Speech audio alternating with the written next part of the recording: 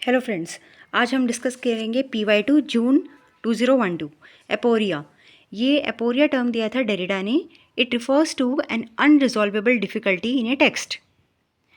When we read a text, we come up with a question. We come up with a question that is unresolvable difficulty comes in front of us, and we are not able to resolve it. A state of perplexity. Perplexity means confusion, एक confusion आ जाता है।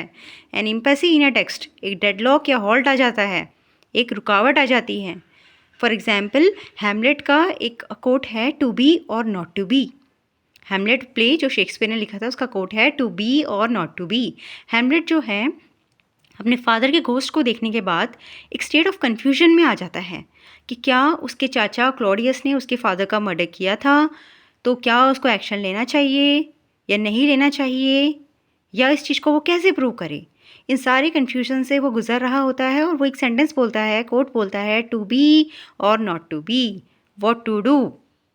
और वो अपने जो action को है postpone करता रहता है कंटिन्यूसली, और एक हॉल्ट आ जाता है उस सिचुएशन में, एक इम्पेसी आ जाता है, एक परप्लेक्सिटी आ जाता है, कन्फ्यूज़न हो जाता है। ठीक है, तो ये सारे टर्म्स हमें याद रखने हैं, क्योंकि इस बार तो क्वेश्चन ये था कि रिफ़र टू अनरिजॉल्वेबल डिफ़िकल्टी, ये टर्म है तो एपोरिया है वो। और अगली बार ये भी आ सकता है कि स्टेट ऑफ परप्लेक्सिटी हो या एन इम्पेसी इन ए टेक्स्ट हो या लाइन ऑफ थॉट हो, तो क्या है वो टर्म है एपोरिया, जो कि डेरिडा ने दिया है। ये ग्रीक टर्म है। A denotes absence, pore means gate, so without gate. हम इसको एक ट्रिक से भी याद कर सकते हैं।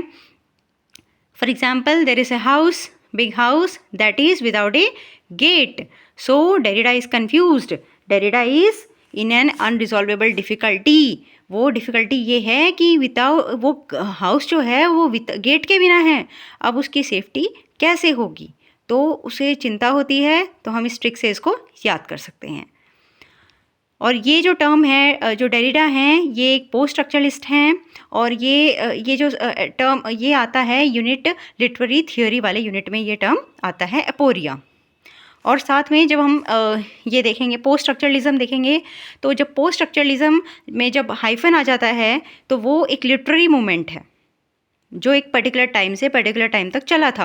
और जब post structuralism without a hyphen आ जाता है, वो डिनोट करता है कि पोस्ट स्ट्रक्चरलिज्म जो लिटरेरी मूवमेंट है उसके फीचर्स क्या हैं।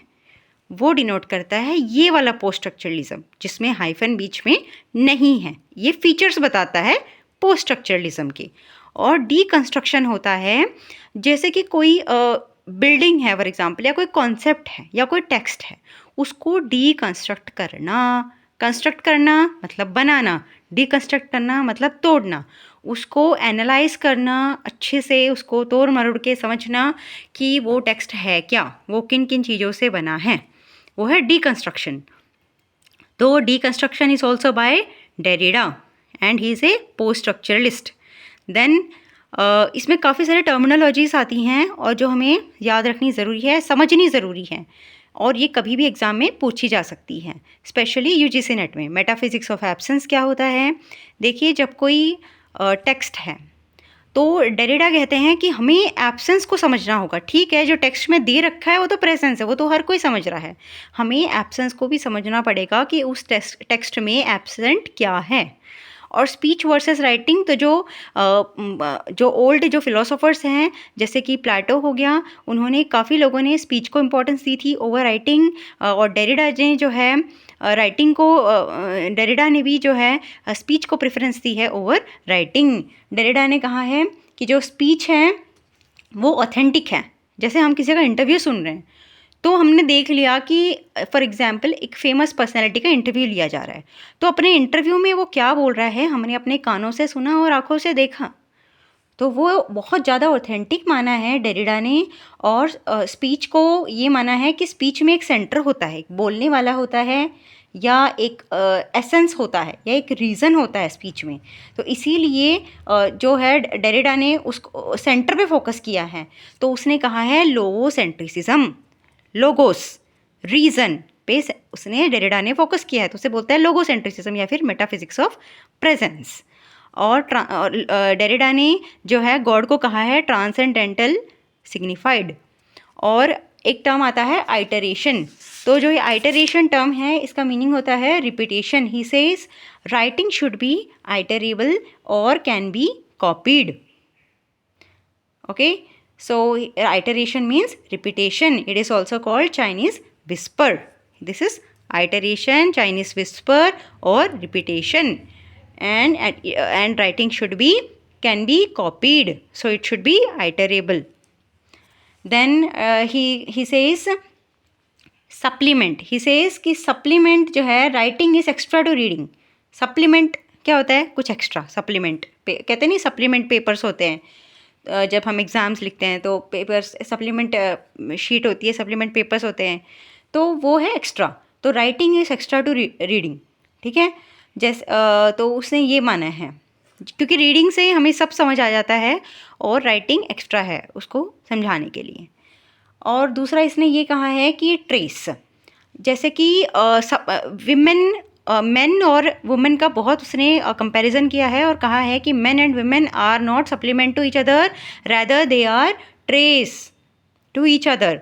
Trace means binary opposition, means whatever is not found, features which are not found in a man that can be found in a which are not present in a man, so that is present in female, and which is not present in a female, so that is present in man, and they are traced to one another.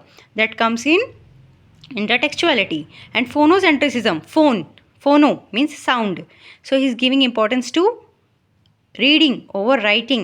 And phallologocentrism means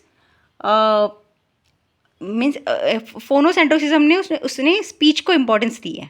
okay, और phallogocentrism में phallus is a term associated with male, so male logo, male reason centricism is given importance. So male point of view is given importance in phallologocentrism. तो हमने जो है एपोरिया term से शुरू किया था, 1 PYQ हमने डिस्कस कर लिया है, डेरिडा ने दिया है। इसका मतलब ये है एक अनरिजॉल्वेबल डिफ़िकल्टी है। अच्छा, एपोरिया का और एक फेमस एग्जाम्पल है एलिजाबेथ बैरेट ब्राउनिंग का एक कोट है, how shall I love thee, so she is confused. Okay, this is an unresolvable difficulty or confusion or halt. So this is aporia. Very easy. Thank you friends. Bye. Take care.